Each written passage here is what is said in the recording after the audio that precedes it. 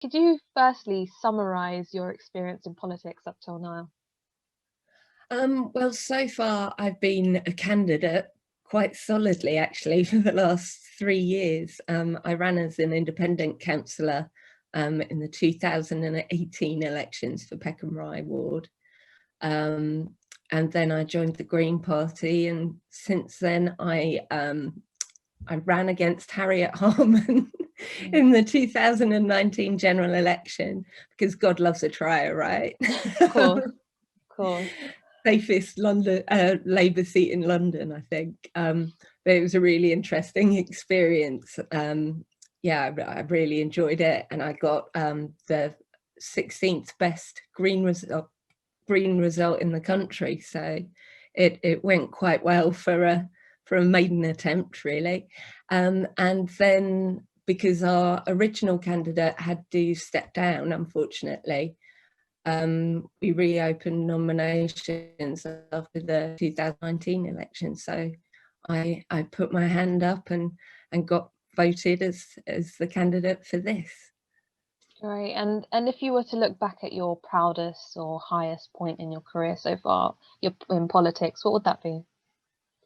Well, I'm also a community activist, and I have been for years and years. So I'd say really one of the things I'm proudest of in my life is that at the start of the pandemic, literally almost a year ago to the day, we sort of saw what was coming in our community and set up a COVID support group called None Head Knocks. And yeah, over the last year, we've put a lot of food in a lot of tummies and helped a lot of people who needed help.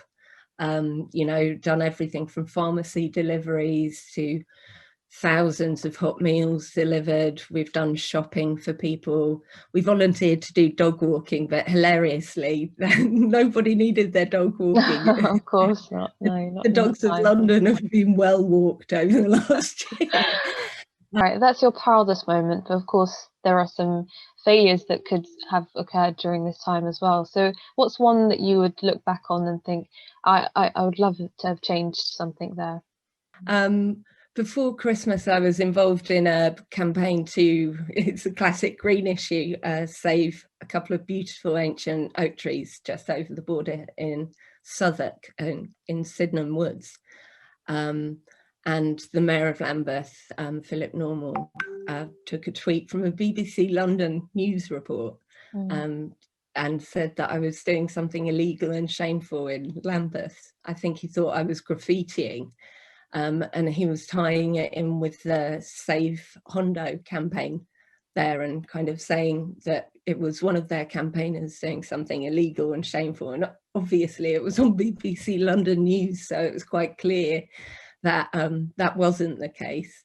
And instead of immediately kind of saying that was a mistake and kind of apologising to the campaigners who hadn't done anything wrong, and me who hadn't done anything wrong, he actually produced a t-shirt saying manufactured outrage. And it was a real kind of low point, because I also do advocacy for an organisation called the Parliament Project, which is about getting more women involved in politics. You know, I know from my advocacy with that, a big barrier to a lot of people getting involved in politics, a lot of women especially, is that kind of, you know, not really dirty politics, but it's not, you know, it's not what we're all here for, I would hope, which is, you know, to make things better for people. Why should voters vote for you? Well, I think my values and my ethics, I hope, will shine through from that information about me. I think that at this moment in time, one of the biggest things we as a world are facing is climate crisis. And I know that that's top of mind for so many people, especially younger people. And I think it's a mistake that generation after generation kicks it down the line and says, oh, the young people will save us. And I think we've really got to start acting now. We really need to get more green voices in power to try and get the action through that we desperately need. We've got a finite timescale on this. You know, we can't muck around. And I'd say that myself and my colleagues who are candidates for the London Assembly, and especially Sean Berry, who's running for mayor, would advocate for London in a way that London deserves. And I think politicians like me and my colleagues who are standing across London, we'd be a real progressive change that would make London a better city for all of us to live in. So big stuff. About an interesting fact that people don't know about you, that you can share with us now. Yeah, according to people on Twitter, an interesting fact about me is I've been on the weakest link not once but twice.